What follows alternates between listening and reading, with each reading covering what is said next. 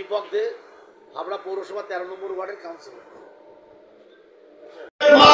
তৃণমূল কংগ্রেস জিন্দাবাদ, জিন্দাবাদ, জিন্দাবাদ। মমতা ব্যানার্জি জিন্দাবাদ, জিন্দাবাদ, জিন্দাবাদ। অভিষেক ব্যানার্জি জিন্দাবাদ, জিন্দাবাদ, জিন্দাবাদ। লড়াই লড়াই লড়াই চাই, লড়াই করে বাঁচতে চাই। এই তাই তো বলি শহীদ চরণে আপন মরণ রক্ত ঋণ শোধ করো, শোধ করো, শোধ করো। 21শে জুলাই 8:52 ট্রেনে আমরা হাবড়া থেকে যাচ্ছি যাবো, যাচ্ছি যাবো। মমতা ব্যানার্জি জিন্দাবাদ, জিন্দাবাদ, জিন্দাবাদ। মমতা ব্যানার্জি জিন্দাবাদ, জিন্দাবাদ, জিন্দাবাদ। অভিষেক ব্যানার্জি জিন্দাবাদ, জিন্দাবাদ, জিন্দাবাদ। জ্যোতিপ্রিয় মল্লিক জিন্দাবাদ, জিন্দাবাদ, জিন্দাবাদ।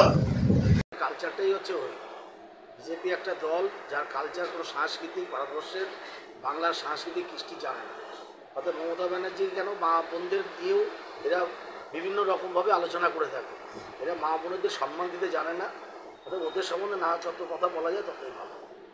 যে লক্ষ্মীর ভাণ্ডার যখন মমতা বন্দ্যোপাধ্যায়ের সবথেকে বড় প্রকল্প লক্ষ্মীর ভাণ্ডার, সেখানে বিরোধী দলনেতা বলছে যে মহিলারা ভিক্ষা নিচ্ছে 500,000 টাকা ভোটের আগে।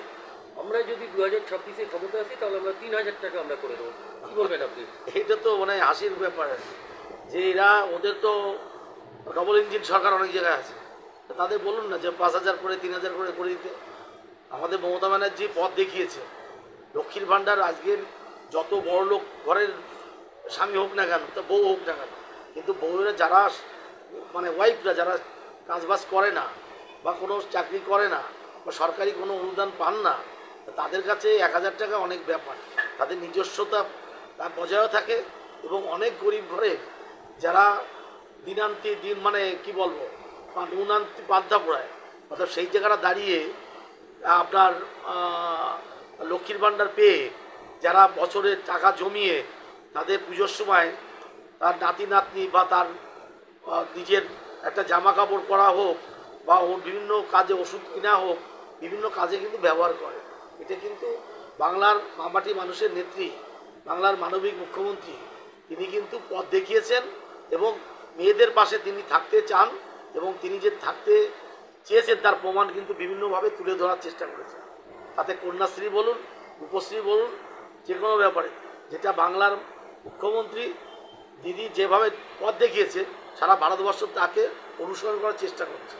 আর বুঝলো কি কথাবার্তা, তাই যদি হবে 2 কোটি লোকের বেকার ছেলের চাকরি কোথায়?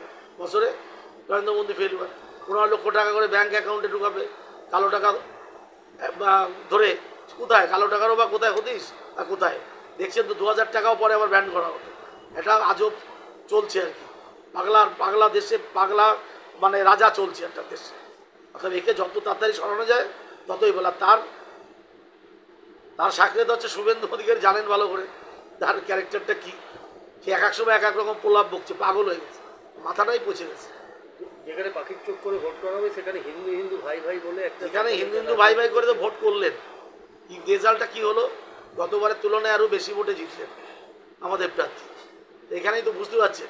আজকে দেখছেন তো মমতা ব্যানার্জি আজ দীঘায় যে আপনার জগন্নাথ দেবের যে মন্দির তৈরি হলো, রাসমণি আমরা শুনেছি ইতিহাসে জানি যে দক্ষিণেশ্বরে রানী রাসমণির দক্ষিণেশ্বর মন্দির তৈরি করেছে। আর মমতা ব্যানার্জি বাংলার মুখ্যমন্ত্রী, আমাদের গর্ব, সারা জীবন ধরে থাকবে এই যে দীঘার যে আপনার জগন্নাথ মন্দির। অর্থাৎ সারা মানুষের বলতে হবে যে মমতা ব্যানার্জি কী করে দিয়ে গেছে। লক্ষ লক্ষ লোকের সমাবেশ আপনারা জানেন ভালো, যেখানেই মমতা ব্যানার্জি সেখানেই লোকারণ্য। সামনেই 21শে জুলাই, সামনে 21শে জুলাই আমরা বলবো শহীদদের তর্পণের উদ্দেশ্যে আমরা সবাই, আমাদের এখানে প্রেসিডেন্টও রয়েছে, আমাদের দলের কর্মীরা নেতারা নেতৃত্বও রয়েছেন, দেবব্রত বিশ্বাস থেকে শুরু করে সবাই, অরুণ শাহ, আমাদের সঞ্জয় শাহ থেকে শুরু করে বিজন থেকে আরম্ভ সবাই রয়েছে, বিজয় থেকে সবাই রয়েছে, অমল্লা রয়েছে।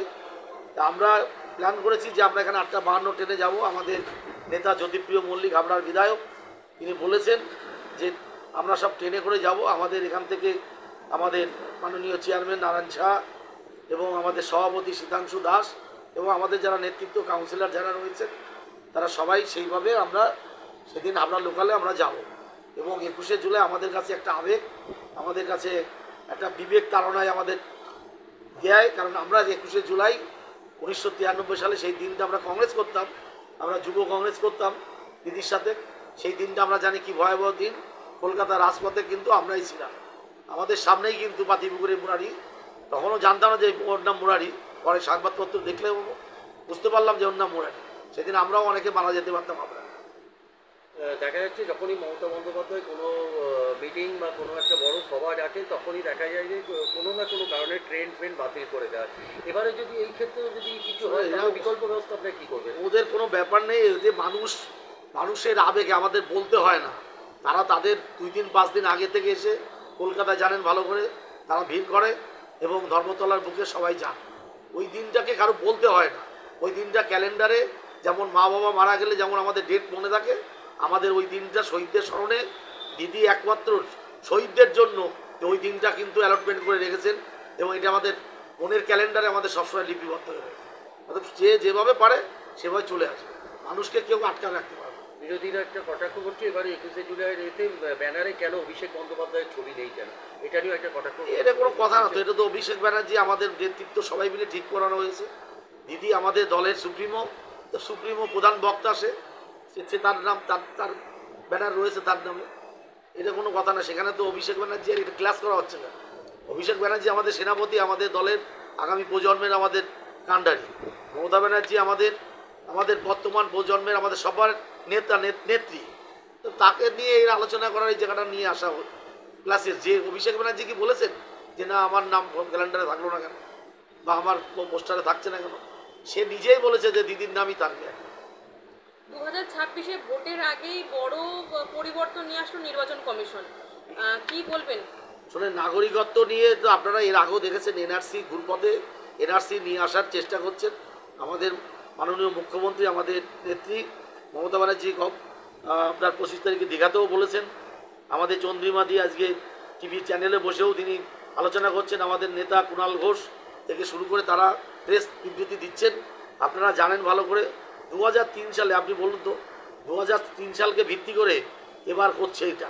2003 সালে ভোটার তালিকায় তোলা এবং নতুন ভোটারদের ফর্ম ফিল আপ করতে হবে এবং দিতে হবে নাগরিকত্ব ঘোষণাপত্র। কেন? 1 জুলাই 87 সাল থেকে 2রা ডিসেম্বর 2004 সাল পর্যন্ত যাদের জন্ম, তাদের জন্ম সার্টিফিকেট, জন্মস্থান সমস্ত কিছু দিতে হবে এবং তাদের বাবা মায়ের নথিপত্র দিতে হবে।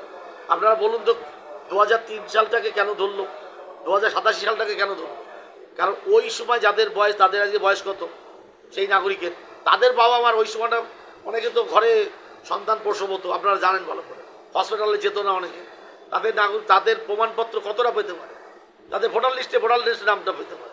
আসলে ঘুরপথে এটা এনআরসির দিকে যাচ্ছেন, আমরা সবসময় বলার চেষ্টা করেছি, আমাদের দল বলার চেষ্টা করেছে এবং এটাকে কেন্দ্র করেই কিন্তু আজকে যত ভোটার নাম বাদ দেওয়া যেতে পারে সেই ব্যবস্থা করছে। এটা আমাদের বাংলার মানুষ মেনে নেবে না। তাহলে কি মনে করছেন 26-এর আগে নির্বাচন কমিশনকে দিয়ে বিরোধীরা খেলছে? নির্বাচন কমিশনে নিরপেক্ষ থাকা উচিত। ভারতবর্ষের এত বড় গণতন্ত্র, আজকে মমতা ব্যানার্জি আপনারা যে 21শে জুলাই কথা বলছিলেন, no identity card no vote, আপনার তখন 1993 সালে টিএন সেশন, তখন তৎকালীন ভারতবর্ষের আমাদের নির্বাচন কমিশনার, তিনিও কিন্তু সেই কথায় সাই দিতে হয়েছিল এবং যার ফলশ্রুতিতে আজকে যে ভোটের যে কার্ডটা দেখেন সেটা কিন্তু আজকে নথিটা আজকে কিন্তু আমরা সবাই ভোট দিই সেই নথিকে কেন্দ্র করে। তাহলে সেই জিনিসটা কে তৈরি প্রথম আন্দোলন করেছিল? বাংলার মা মাটি মানুষের নেত্রী মমতা ব্যানার্জি। আজকে পথ দেখাচ্ছেন এবং বর্তমান নির্বাচন কমিশনের কাছে আমাদের দাবি যে সবসময় নির্বাচন কমিশনার এরা যেন নিরপেক্ষ থাকে সমস্ত। এরা নিরপেক্ষ হতে পারছে না, কারণ মসনদে যারা রয়েছেন তারা সবসময় তাদের আঙুল হেলনে চলছে। সে আপনি ইডিসিডি বলুন, নির্বাচন কমিশনে বলুন, এমনকি কোর্টকেও নিয়ন্ত্রণ করার চেষ্টা করাচ্ছে। এই জিনিস বাংলার মানুষ কেন, সারা ভারতবর্ষের মানুষ মানবে না। আগামী দিন দেখতে পারবেন এর ফলটা কোথায় দাঁড়ায়।